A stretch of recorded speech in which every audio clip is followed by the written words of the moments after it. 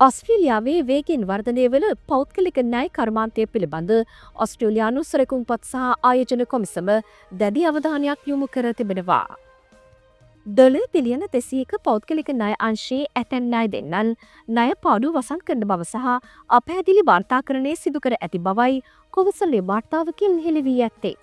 පසුගිය ඔක්තෝබර් සහ අගෝස්තු අතර කාලය තුළ සිල්ලව සහ තොග අරඳදල් 28ක් විමර්ශනය කිරීමෙන් අනතුරුව කොමිසම විසින් පුද්ගලික ණය දෙන්නන් විසින් සිදු කර ඇති අඩුපාඩු පෙන්නුම් කළා.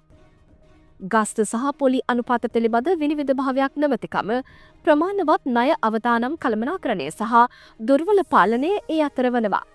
දැතර කොමිසම විසින් ආයෝජකයින්ට අරමුදල් ක්‍රියාත්මක වන ආකාරය පිළිබඳ නිවැරදි චිත්‍රයක් ලබා දීම සඳහා ණය පැහැර හැරීම පිළිබඳ පැහැදිලිව වාර්තා කිරීම ඇතුළුව පුද්ගලික ණය කර්මාන්තය විසින් අනුගමනය කළ යුතු යෝජනා කිහිපයක්ද ඉදිරිපත් කරනු ලැබුවා.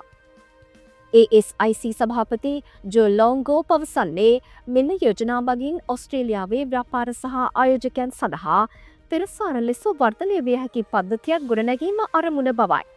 පෞද්ගලික ණය අරමුදල් වාර්තාකරණය මගින් අක්‍රිය සහ පිඩාවට පත් අරමුදල් වත්කම්වල සැබෑ තොරතුරු ආයෝජකයින්ට ලබා නොදීම පිළිබඳ සැලකිලිමත් වන බවද ඔහු වැඩිදුරටත් සඳහන් කළා.